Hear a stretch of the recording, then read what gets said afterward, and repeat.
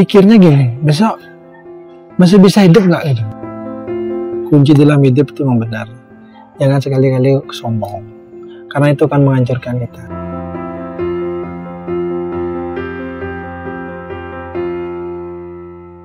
Nama saya Pak Komang Jane, asal saya dari Serai, Pengelumbaran Sud Bangli. Lahirnya asli di Bangli. Kalau berbicara dalam perjalanan bisnis, sebenarnya itu saya berawal dari bangku SMA sudah. Waktu itu sempat ikut multi level. Di sana saya mendapat banyak ilmu dari mentor-mentornya. Itu yang menjadikan saya pengalaman yang sangat berharga. Itu yang pertama. Terus berbicara kalau memulai bisnis itu, perjalanannya ya lumayan susah payah. Kita berangkat dari kecil, memulai sesuatunya itu penuh dengan tantangan. Tetapi kita harus bermimpi. Karena kalau tanpa punya mimpi yang tinggi, kita sulit menggapainya. Itu yang pertama. Cita-citanya itu kalau tua-tua kita dulu bilang, gantunglah cita-citamu setinggi langit. Itu memang benar. Saya percaya seperti itu. Itu menjadikan sebuah motivasi. Alam bawah sadar itu akhirnya mengalir sedemikian rupa, berproses. Tetapi jangan lupa, alam yang menentukan. Ketika kita berproses, jatuh bangunnya itu pasti ada. Kalau semangat, motivasi, yang utama adalah orang tua. Walaupun orang tua saya sebagai petani, tapi saya bangga.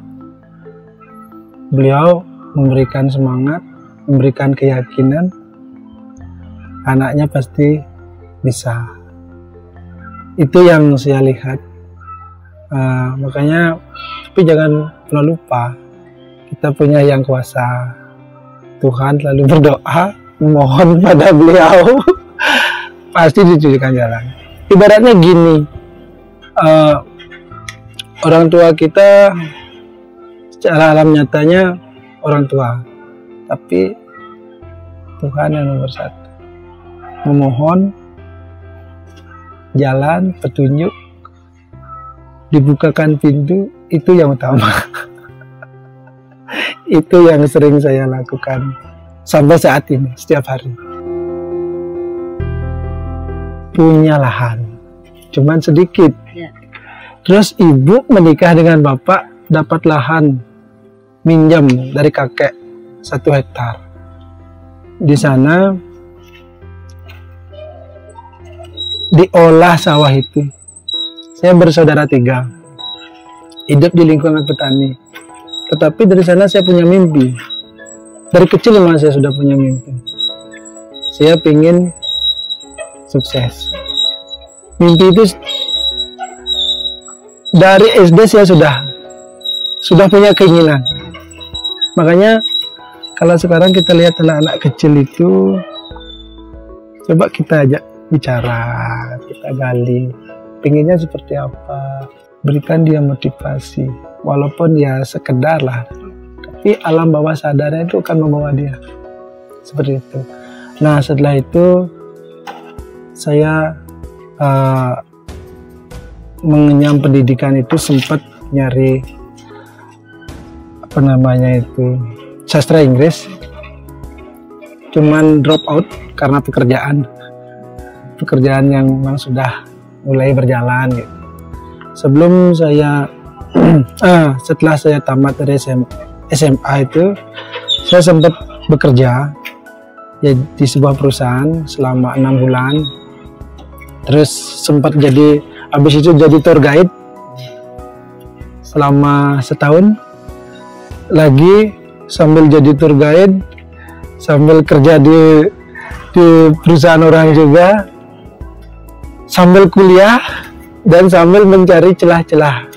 Tapi saya selalu ingat dalam perjalanan saya, ketika saya mencari celah di sebuah perusahaan itu, saya tidak pernah minta uang, tapi saya meminta lapangan pekerjaan apa yang ada di sini,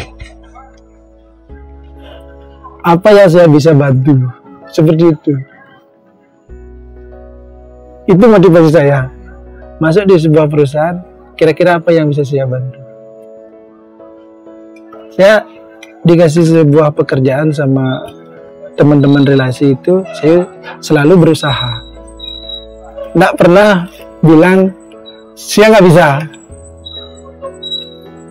Jadi tour leader, jadi guide, kuliah, kerja di perusahaan orang, saya nyari proyek banner papan nama. Bisa bikin gini? Bisa. Padahal saya nggak bisa.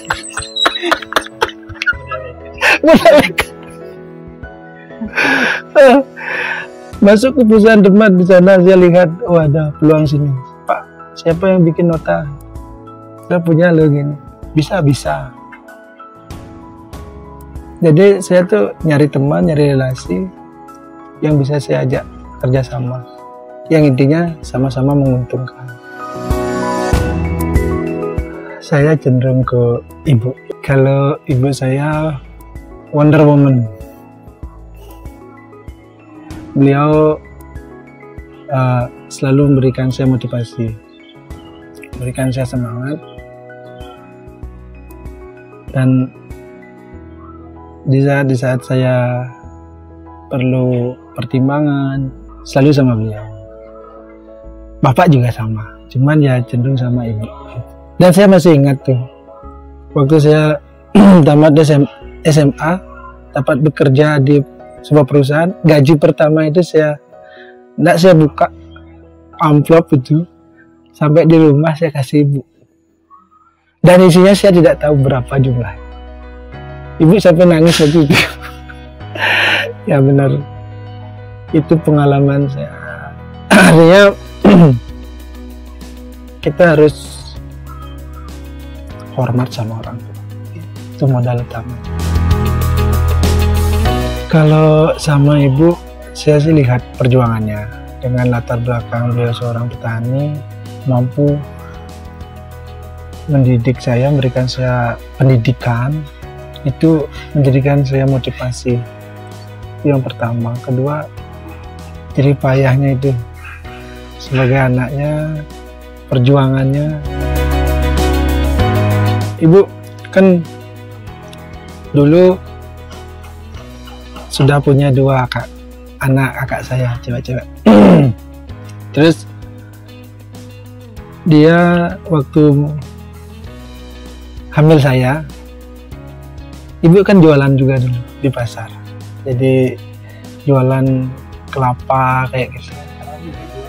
Iya, jualan. Sampai ngomong kalau lahir laki-laki, saya akan berhenti jualan.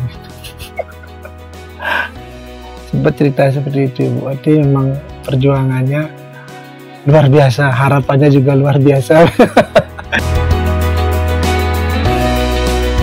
Kalau di dalam sebuah usaha itu cuman ada 2 kemungkinan.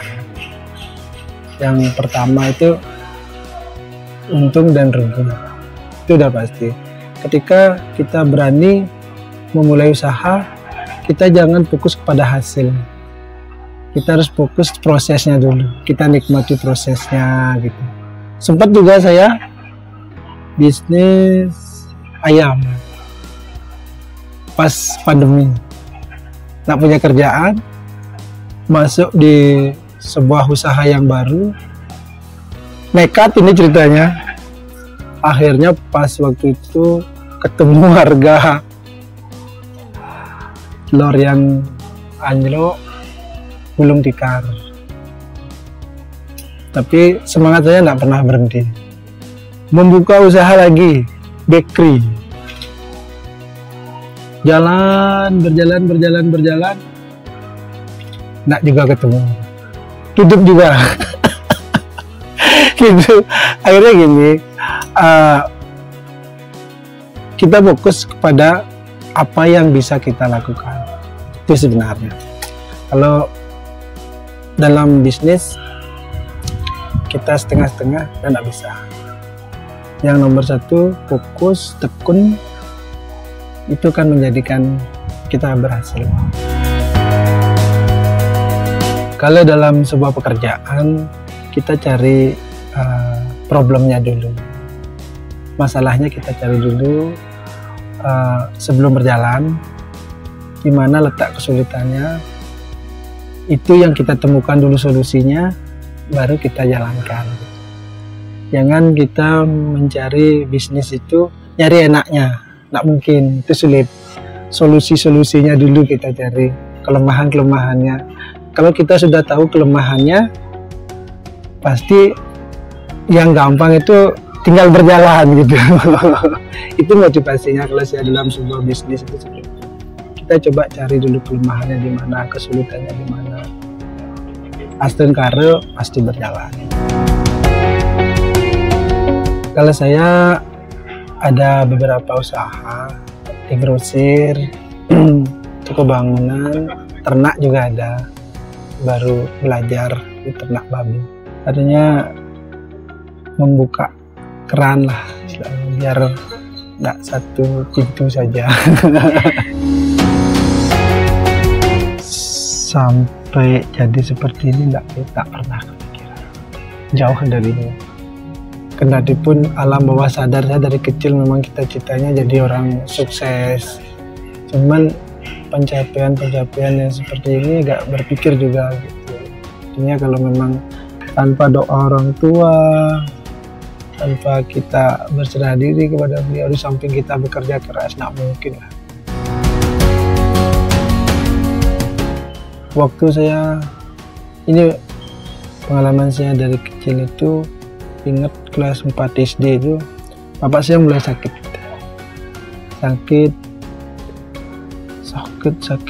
sampai saya kelas tamat SMA. Sempat juga bapak saya lumpuh, tapi syukur sekarang bisa berjalan. Kalau di sana tak pernah kepikiran bisa punya uang untuk bertahan hidup aja, karena cobaannya keras, cobaannya sangat keras sekali, sakit tuh, nggak kebayang waktu itu, karena uang ya udah habis untuk berobat. Berpikir besok masih bisa nggak, itu sangat berat. Pikirnya gini, besok masih bisa hidup nggak gitu, karena kan posisi sakit ya. Nggak, bapak, ibu, saya sempat juga perjalanan luar biasa keras. Benar-benar itu mujizat Tuhan, diberikan jalan, diberikan kesembuhan. Akhirnya ya memang ada sesuatu lah kalau kita di Bali kan. Mungkin tatanannya apa yang kurang di leluhurnya gitu, karena kita di Bali kan kalau Tuhan ya bicara Tuhan universal kan, Tuhan maha pengasih dan penyayang. Kalau di Bali kan ke leluhurnya itu yang paling berat. Itu pengalaman hidup saya yang paling mengerikan sampai saat ini. Makanya kalau tanpa campur tangan leluhur saya nggak mungkin bisa, nggak mungkin. Saya sering berdoa seperti itu, ya Tuhan, pantaskanlah hamba-Mu ini untuk sukses. Pantaskanlah hamba-Mu untuk menjadi orang yang berguna. Bahasa itu sering saya pergunakan dalam doa. Itu ada sebuah kunci juga dalam sebuah doa, dalam kita menjalani kehidupan. Kalau memang Tuhan memberikan pantasan itu, astungkara, pasti bisa. Kunci dalam hidup itu memang benar. Jangan sekali-kali sombong, karena itu akan menghancurkan kita. Perjalanan kita itu kalau sudah sombong tinggal menunggu waktu. Kendati pun kita dalam hidup ini terpancing untuk sombong, diusahakan jangan. untuk anak-anak muda ini, khususnya yang mau memulai dunia usaha, yang pertama itu berani, kedua fokus, dan selalu komitmen. Itu keputusannya yang harus memang dipegang teguh. Buat anak saya, harapannya nanti anak-anak pertama nurut kepada orang tua, punya prinsip, bisa berguna, kalau bisa buat bangsa ini. Itu doa saya, dan selalu berbangga dalam kehidupan ini, selalu kuat.